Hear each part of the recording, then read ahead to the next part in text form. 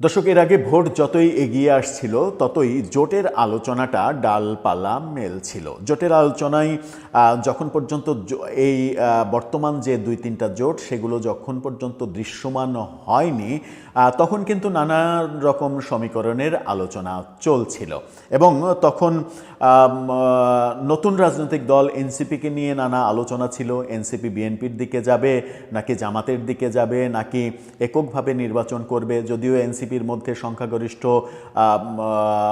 ভোটাভুটির ব্যাপার, যেটা সমর্থন, একসময় মনে হচ্ছিল যে তারা এককভাবে নির্বাচন করতে চায়, কিন্তু পরবর্তীতে তারা তাদের সিদ্ধান্ত পরিবর্তন করেছে। এনসিপি বিএনপির সঙ্গে দীর্ঘ সময় দর কষাকষি করেছে। বিএনপির কাছে এনসিপি 30টি আসন চাইলেও বিএনপি 8টি আসন দিতে চেয়েছিল, কিন্তু তাতে এনসিপি রাজি না হয়ে অবশেষে জামাতের দিকে ঢলে পড়েছে এবং জামাতের দিকে যাওয়ার ফলে জামাতের সঙ্গে জোটের কারণে এনসিপি থেকে এ পর্যন্ত শীর্ষ 14 নেতা, গতকালকে এনসিপির 5 নেতা, এরই মাঝে খাগড়াছড়িতে স্থানীয় 19 জন নেতাসহ 3 শতাধিক নেতাকর্মী বিএনপিতে যোগদান করা। আজকে এনসিপির শীর্ষ পদত্যাগকারী এক নেতা, সম্ভবত তার নাম মোরসালিন, আমি ভুলও হতে পারি, তিনি বিএনপিতে যোগ দিয়েছেন। একজন নেতা এনসিপি থেকে শীর্ষ নেতা পদত্যাগ করা, তিনি বিএনপিতে যোগ দিয়েছেন।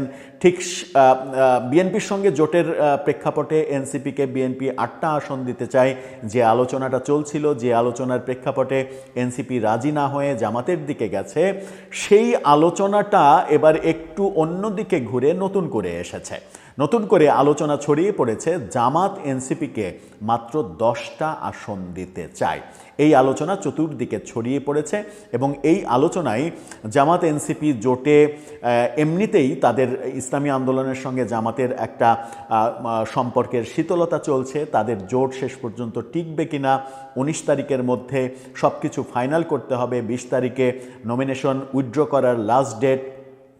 এরই মাঝে ইসলামী আন্দোলন 250-র বেশি আসনে তাদের মনোনয়নপত্র জমা দিয়েছে। এই প্রেক্ষাপটে যখন একটা উত্তেজনা চলছে, ঠিক তখন খবর ছড়িয়ে পড়ল জামাত এনসিপিকে মাত্র 10টা আসন দিতে চায়। এই খবরটা কেন ছড়িয়ে পড়ল, এর বাস্তবতা আছে কিনা, এই কথার পরিপ্রেক্ষিতে জামাতের পক্ষ থেকে কি বলা হচ্ছে, যদিও এনসিপির পক্ষ থেকে এখন পর্যন্ত কোনো কিছু বলা হয়েছে বলে গণমাধ্যমে আমরা খবর দেখিনি, তবে জামাতের নায়েবে আমির এই ব্যাপারে কথা বলেছেন।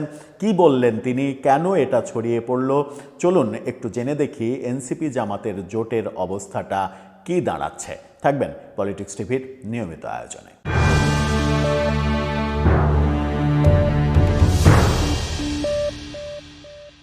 দর্শক, বলছিলাম এনসিপি জামাতের জোট নিয়ে জটিলতার খবর চতুর্দিকে ঘুরে বেড়াচ্ছে। আকাশে বাতাসে কান পাতলেই শোনা যায় জামাত এনসিপিকে মাত্র 10টা আসন দিতে চাই। কৌশলে এনসিপিকে জোটে নিয়ে এখন শেষ মুহূর্তে 10টা আসনের মধ্যেই রাখতে চাই। এখন আর এনসিপির পক্ষে সম্ভব নয় এই জোট ছেড়ে চলে যাওয়া, কারণ এনসিপি মাত্র 44-45টা আসনে মনোনয়নপত্র জমা দিয়েছে। তাদের এই মুহূর্তে আর 300 আসনে নির্বাচন করাও সম্ভব নয়।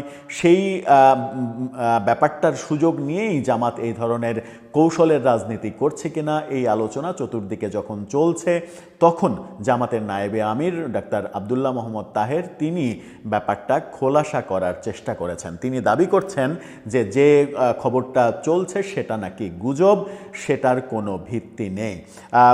দেশ টেলিভিশন এই ব্যাপারটা নিশ্চিত করছে। দেশ টেলিভিশনের শিরোনামটা দেখে নিন, সেখানে বলা হচ্ছে এনসিপিকে 10 আসন দেওয়ার খবর ভিত্তিহীন, জামাতের নায়েবে আমির। কি বলছেন তিনি, জাতীয় নাগরিক পার্টিকে 10টি আসন ছাড় দেওয়ার বিষয়ে যে খবর ছড়ানো হয়েছে তা বাস্তবসম্মত নয় বলে জানিয়েছেন জামাতের নায়েবে আমির। তিনি বলেছেন এনসিপিকে 10 আসন দেওয়ার দাবি পুরোপুরি কাল্পনিক। যদি কাল্পনিক হয় তাহলে এই খবরটা ছড়িয়ে পড়ল কিভাবে? কোনো না কোনো জায়গায় তো আলোচিত হয়েছে। কি বলছেন তিনি আরও, রাজধানীর বসুন্ধরা আবাসিক এলাকায় জামাতের আমিরের কার্যালয়ে সংবাদ সম্মেলনে সাংবাদিকদের এক প্রশ্নের জবাবে তিনি এই কথা বলেন। তাহের জানান 11 দলের মধ্যে নির্বাচনী আসন নিয়ে সমঝোতার প্রক্রিয়া চলমান রয়েছে এবং বিষয়টি শিগগিরই চূড়ান্ত হবে। তিনি বলছেন যে 10 আসন দেওয়া এই ব্যাপারটা ভুয়া। কাল্পনিক সেটা বলছেন, কিন্তু এনসিপিকে কত আসন দেয়া হবে সেই ব্যাপারে কিন্তু তিনি কোনো তথ্য দিচ্ছেন না। তিনি আরও বলেছেন, জামাত ইসলামী ক্ষমতায় গেলে সব রাজনৈতিক দলের সঙ্গে সমন্বয়ের ভিত্তিতে সরকার গঠন করা হবে।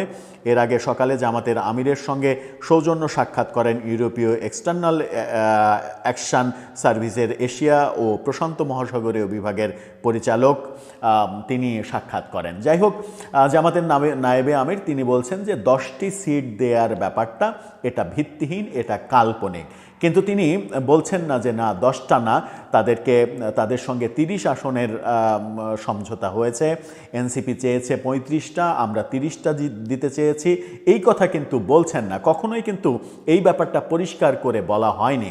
আবার তাদের জোটে ইসলামী আন্দোলন নিয়ে যে টানাপোড়েন চলছে, ইসলামী আন্দোলনকে জামাত শোনা যায় যে মাত্র 35টি আসন ছাড়তে চায়, কিন্তু 35টি আসনে কোনোভাবেই ইসলামী আন্দোলন রাজি হবে না। তারা অন্ততপক্ষে 145টি আসন চায় এবং তারা মনে করে যে বাংলাদেশে 145টি আসনে তাদের ভালো করার সম্ভাবনা রয়েছে। এখন ইসলামী আন্দোলনকে যদি 145 আসন দিতে হয়, এনসিপিকে যদি 30 আসন মিনিমাম দিতে হয়, তাহলে গেল 175। মামুনুল হকের দল খেলাফত মজলিস সম্ভবত তার দলের নাম, তাদের দলকে যদি 20টা আসন দিতে হয় তাহলে চলে গেল 200 আসন। আরও যে দল রয়েছে, আরও যে 8টা দল রয়েছে, সেই 8টা দলকে যদি 3টা করেও সিট দিতে হয়, আরও 25টা, তাহলে 225-30টা আসন চলে গেল। জামাত কি তাহলে মাত্র 70টা আসনে নির্বাচন করবে? এটাও কি সম্ভব? আমার মনে হয় যে তাদের এই জোটের সমস্যার সমাধান হওয়াটা খুবই কঠিন এবং শেষ মুহূর্তে 19 তারিখে গিয়ে এটার একটা নাটকীয় কোনো ঘটনা দেখলেও অবাক হওয়ার কিছু থাকবে না। এনসিপিও যে শেষ পর্যন্ত 30 আসনে সমঝোতার কথা শোনা যাচ্ছে, ইসলামী আন্দোলনের অবস্থানের কারণে, তাদের একেবারে শক্ত অবস্থান তারা যেভাবে বজায় রেখেছে এবং মনোনয়নপত্র জমা দেওয়ার পরেও তারা বিভিন্ন সংবাদ সম্মেলনে, বক্তৃতা, বিবৃতিতে এই ব্যাপারে কথা বলেছেন, জামাত সম্পর্কে তারা নেগেটিভ কথা বলেছেন। সেই আলোকে তাদেরকে জোটে রাখতে হলে আমার মনে হয় যে অন্য সব দলের আসনই কমে যাবে, সেই ক্ষেত্রে এনসিপির আসনও কমে যাবে। এদিকে এবি পার্টির চেয়ারম্যান মুজিবুর রহমান মঞ্জু, তাদেরকে 3টি আসন দেওয়ার কথা, তারাও শেষ পর্যন্ত 3টি আসন পাবেন বলে আমার মনে হয় না। শেষ পর্যন্ত হয়তো তাদের দুজন, অর্থাৎ মঞ্জু এবং ব্যারিস্টার ফুয়াদ, এই 2টি আসনেই সন্তুষ্ট থাকতে হবে এবং এনসিপিকেও 30টার অনেক কম আসনে সন্তুষ্ট হয়েই নির্বাচন করতে হবে। দর্শক, আপনার কি মনে হয়? আপনার মতামত জানিয়ে এ ব্যাপারে লিখতে পারেন আমাদের কমেন্ট বক্সে।